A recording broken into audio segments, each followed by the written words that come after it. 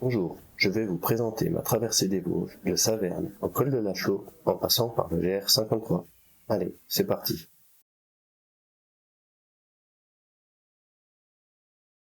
Pour mon premier jour, je décide de partir du centre de Saverne, bien plus bas que le camping où j'ai passé la nuit. Dans la forêt, il fait super lourd et j'ai déjà changé de haut parce que j'avais trop chaud.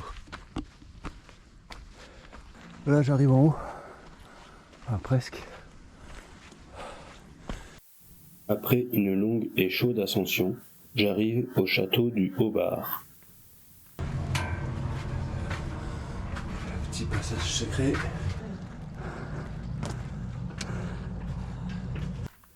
Il offre une très belle vue sur la plaine d'Alsace et à la fois les Vosges gréseuses. L'ancien télégraphe. En fait, il faisait des signaux et puis il les répétait. De Saverne et vous allez jusqu'à... Je vais jusqu'au lac Blanc. Voilà, on est au rocher du Broch. Je tape un orage. J'ai mis la protection en plus puis le kawaii. Mais bon, je continue à progresser, j'ai pas de cabane pour m'abriter. Je garde les bâtons en bas. Comme ça là. Pas tirer la foudre. Et je continue. Bon, je suis au rocher du Gisfeld.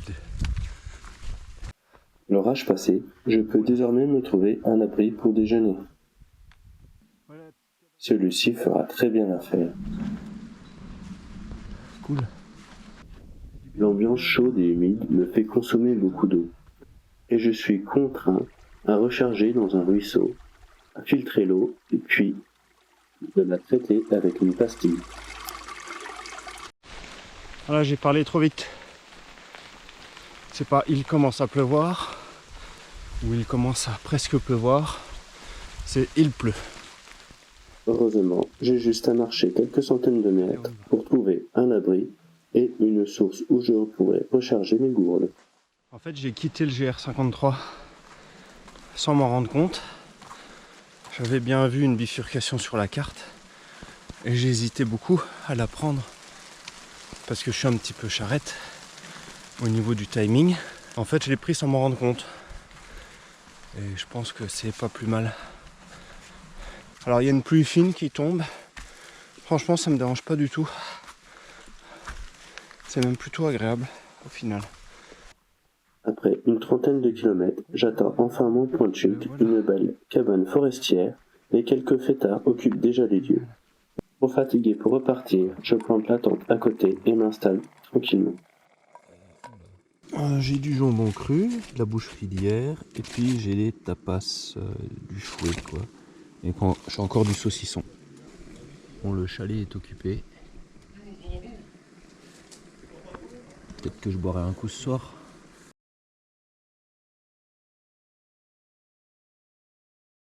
Bon, j'ai passé une nuit moyenne. Il y avait 4 fêtards qui faisaient une soirée dans le refuge. Et j'ai dû me relever à minuit et demi pour leur dire de baisser leur musique. Mais bon, ils auraient été cool parce qu'après ça a été.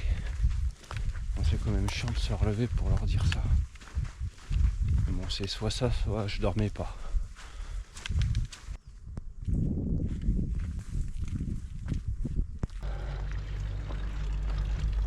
La maison forestière du Nidec.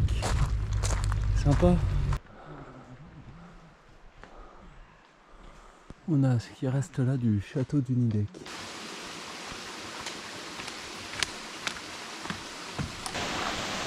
Nous voilà à la cascade du Nidec. Voilà. Je prendrais bien une douche, mais j'ai pas trop le temps. En effet, c'était une de mes erreurs, planifier des étapes trop longues. Et malheureusement, cette appétence pour les kilomètres me vaudra après d'autres problèmes. Je suis pas passé par Urmat, j'ai pris un raccourci. 3 km hors GR à peu près, et là je viens de le récupérer. Là apparemment il me reste 22 km. Donc ce qui est déjà pas mal, étant donné que j'en ai déjà 14. Voilà le séquoia géant. Voilà. Avec 46 mètres de haut, circonférence 7 mètres. Après une courte pause déjeuner, une longue ascension s'ensuit et j'arrive enfin à la porte de pierre. Ouf!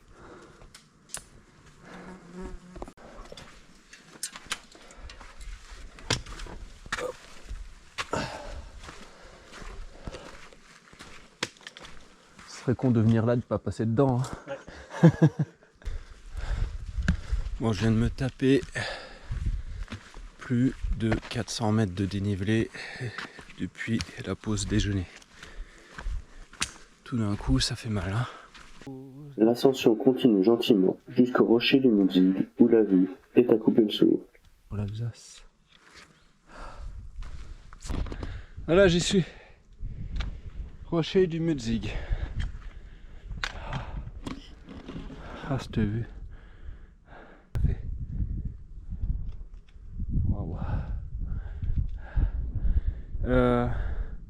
Là-bas avec l'antenne. C'est là où je vais.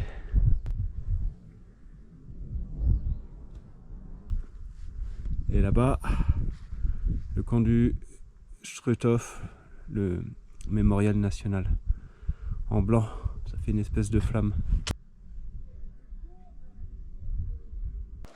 Bon, j'ai retrouvé mon compagnon de route. En ce deuxième jour de marche, des douleurs aux pieds me sont apparues. Je marche doucement mais sûrement vers le pied du Petit Donon où je retrouve Pierre, un marcheur de l'Exatrek que j'ai croisé la veille. Après 33 km, je préfère m'arrêter là, tout de suite, pour ne pas davantage me détruire les pieds.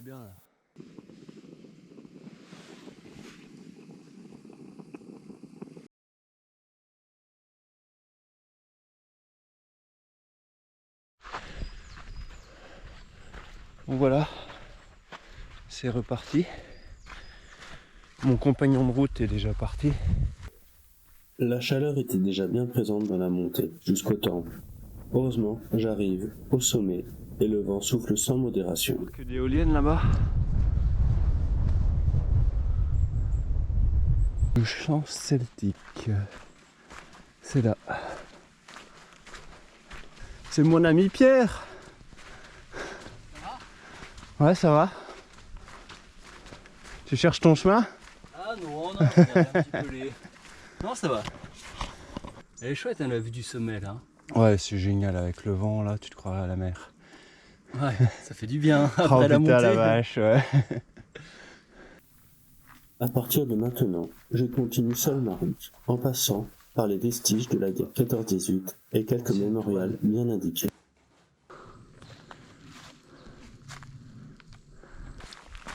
Je viens de passer Salm. Juste avant, j'ai descendu toute la tête de Bipierre. Je pensais pas que ça ferait aussi long. Là, c'est un chemin forestier, tout lisse. C'est bien pour mes pieds.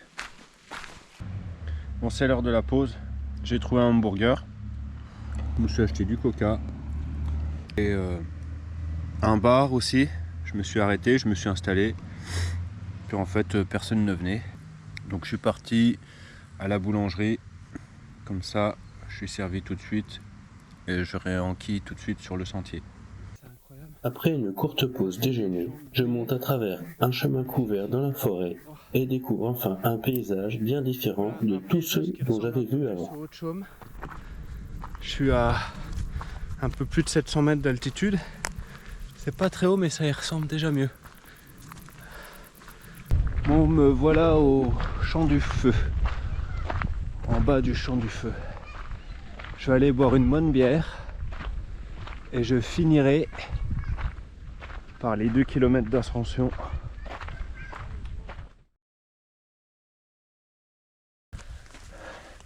Montée cool. Et là-haut il y a une tour. Alors on peut pas monter dans la tour, on peut plus.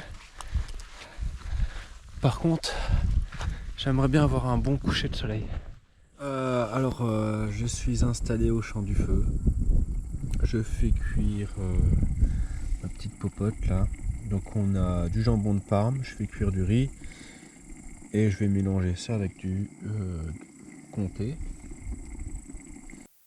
Et un coucher de soleil qui se passe de commentaires.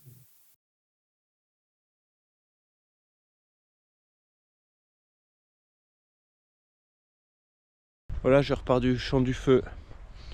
Bon, le temps se couvre un peu, j'ai eu une petite pluie, mais j'ai quand même eu la chance de déjeuner au soleil. On voit encore la tour là-bas du champ du feu. Sinon, moi, ça va pas trop mal. Je check le balisage. Je suis sur lequel là?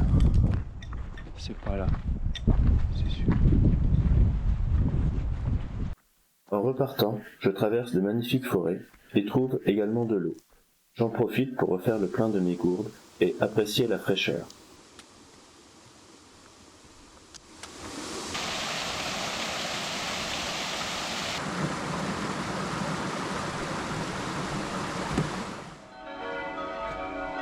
Nous sommes au Auwald.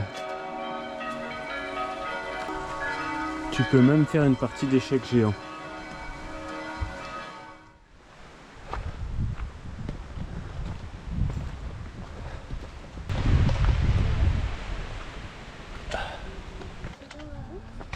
Ah, belle vue.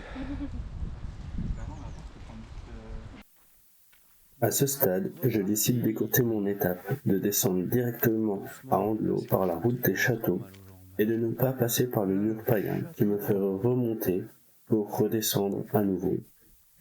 Je dois avouer que ma deuxième erreur fut de choisir des chaussures de trail pour faire ce GR.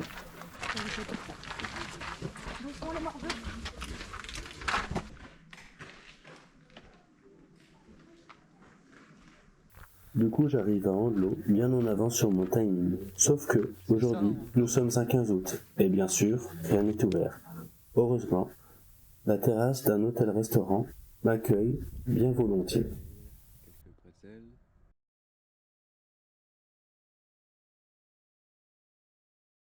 Bon voilà, nous sommes au jour 5. J'ai bien dormi. Il y a une petite pluie au matin qui a mouillé la tente. Du coup j'étais obligé d'essuyer. Là j'attends que ça sèche et je finis mon petit déjeuner.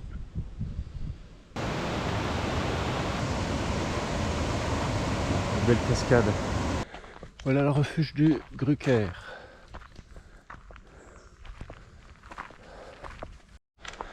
Je suis en train de monter l'Ungersberg.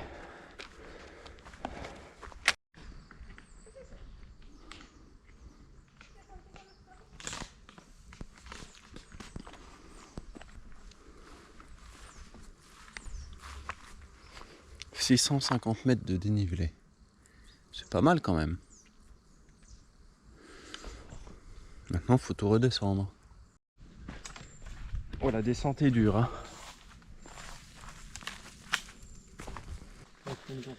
Petite pause déjeuner. On est près du rocher de l'âne. Et j'ai trouvé des amis. Ça c'est cool. Voilà. Bon, on va déjeuner, on va boire un coup, puis après c'est reparti. Le Case Mark.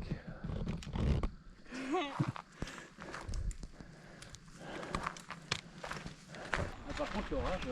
Ouais, on va avoir droit, je pense, à l'orage. Hein. Oui. Le château. Le château de Bergstein. Waouh, ouais. C'était effectivement une constellation de petits duchés. Oh, c'est joli là. Barrière fermée. Ouais, super point de vue. Par contre, ouais, très joli. Le château noir, c'est en bas, du coup. Château Noir en bas, ouais. Le Rammstein. Ouais, il reste plus grand chose. Arrivé dans la plaine de Châteaunois, je profite de la rivière pour me débarbouiller le visage.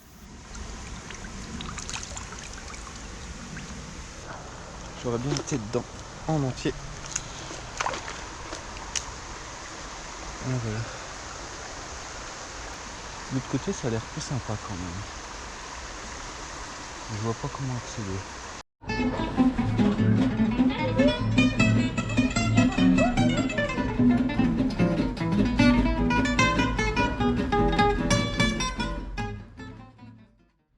Je vais chercher mon coin de bivouac. Voilà le... Pas le château, hein. L'église. Bon, je me suis mis en tête de trouver un abri pour bivouaquer. Quand on monte, au bout d'un moment, il y a un kiosque, mais c'est pas du tout entretenu, puis t'as pas de place pour planter ta tente en fait. Par contre, j'ai perdu mes camarades. Perdu, je sais pas où ils sont. Donc je suis au col du Rothenberg. Bon, les amis Luc, Lison et Juliette, je pense que je suis devant vous. C'était bien cool de s'être rencontrés.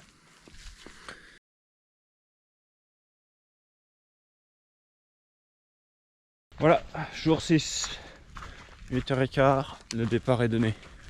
Tout va bien ce matin, j'ai bien dormi. Par contre, dans la forêt, il fait une humidité terrible. La tente était encore trempée. Voilà. À la montagne du Singe, je profite d'un robinet en accès libre pour recharger en eau mes gourdes. J'ai même discuté avec un gars du site, super sympa. J'ai mouillé mon t-shirt, mouillé mon tour de cou. Ce qui va faire chaud aujourd'hui. Donc autant profiter de la fraîcheur tout de suite. Après une balade dans la forêt bien sympathique, j'arrive au château du Haut-Königsbourg. Il y a beaucoup de touristes, et à part la vue, il n'y a pas grand-chose à voir. J'en profite donc pour presser le pas et aller redescendre vers d'autres contrées. Après une pause et quelques erreurs d'itinéraire, je trouve quelques sources et fontaines bien agréables. C'est une joie de pouvoir se rafraîchir ainsi. Chalet des Vosges trotteurs de Célestat.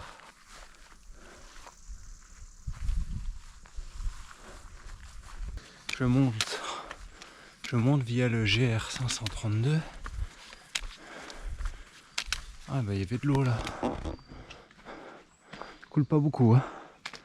J'ai bien fait de prendre de l'eau en bas. La montée est longue, mais elle est douce. Elle n'est pas très difficile. En plus, le soleil et la forêt offrent de magnifiques couleurs. En haut, une vue à couper le souffle s'offre à nous. Bah la vue est belle ici. Ouais, c'est magnifique.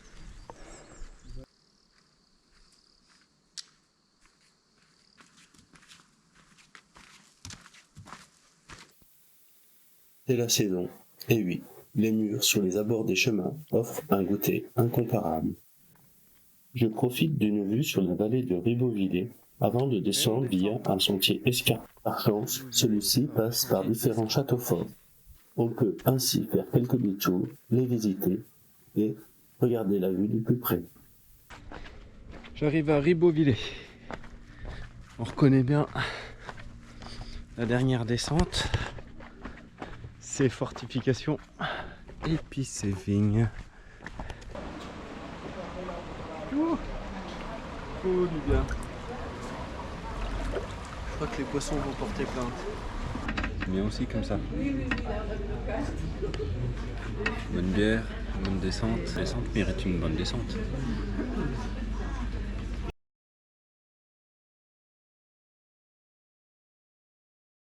Je repars de Ribeauvillé. J'ai fait le plein. En eau, en bouffe, en tout ce qu'on veut. Cette nouvelle étape, je m'égare et tombe nez à nez avec une tortue. Comme quoi, des fois, le hasard fait bien les choses. Voilà, j'arrive au premier col de cette ascension, le col des Silaqueurs. On va faire la petite pause, le petit goûter. On va profiter du temps. Et oui, profiter du temps, c'est bien ça qu'il faut. Surtout aujourd'hui, je n'ai plus mal aux jambes. Comme quoi les choses font bien de se mettre en place au bout de quelques jours. Et là, il y a le trône.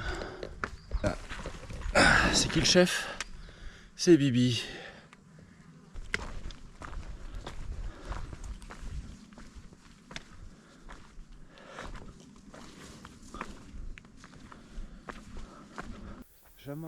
J'aborde maintenant une descente vers Augur, un village où je prendrai mon déjeuner et pourrai me rafraîchir Mais, avant tout, quel plaisir de descendre dans cette verdure.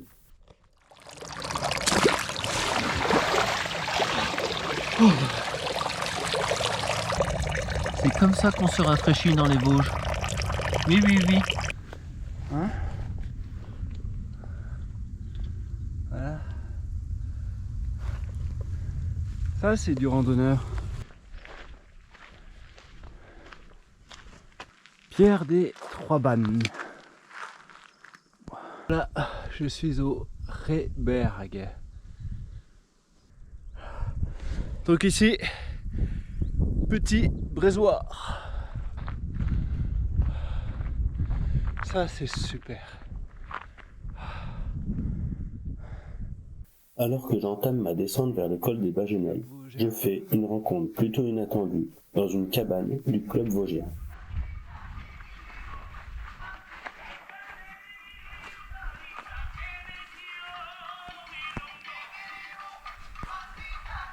Bonjour. Vous êtes dans la transe. C'est bien là. L'ambiance.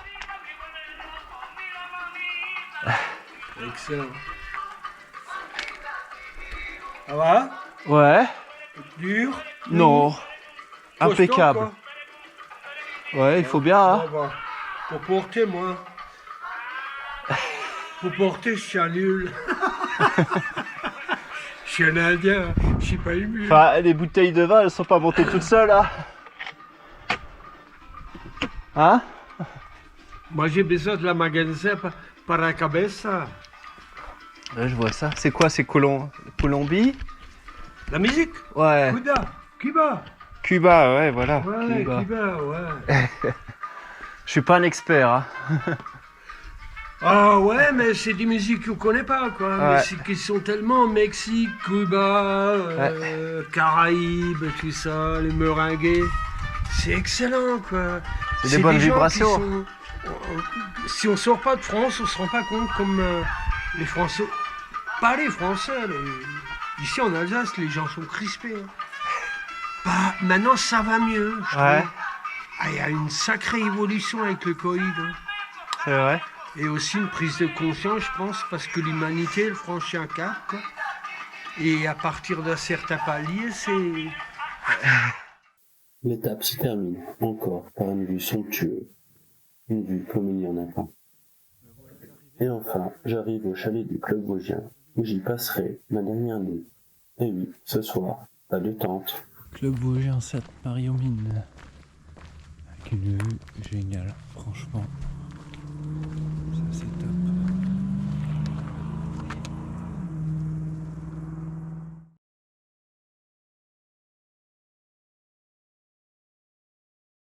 Voilà, c'est reparti pour la dernière étape de ce voyage.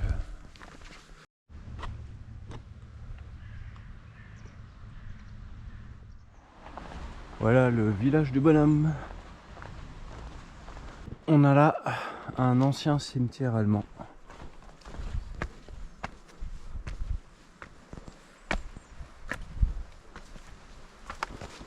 De la guerre 14-18.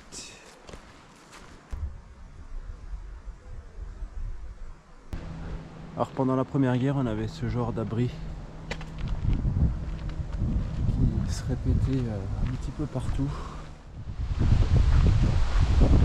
On a une ancienne station de pompage.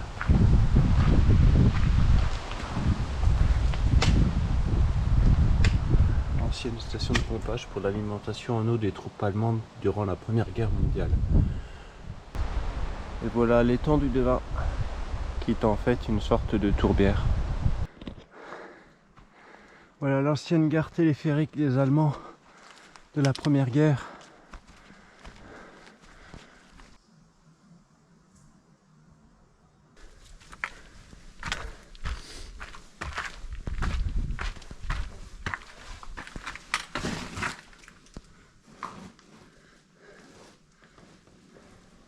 Nul doute, on ne peut s'empêcher de penser à nos soldats morts pour notre liberté durant cette Première Guerre mondiale. Les vestiges sont toujours présents et nombreux.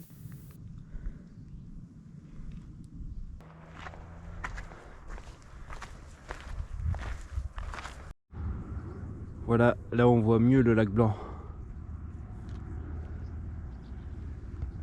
Qui est blanc seulement en hiver. Alors ce midi, il n'y a pas de popote. C'est casse-croûte, jambon italien et Beaufort. C'est pas local mais c'est super bon. Par contre le pain est local. C'est super beau. La fin du voyage est proche. J'en profite donc pour prendre tout le temps qu'il me reste et en profiter à fond. Admirer la vue sur le lac des Truites et parler avec d'autres randonneurs. Et sa tourbière.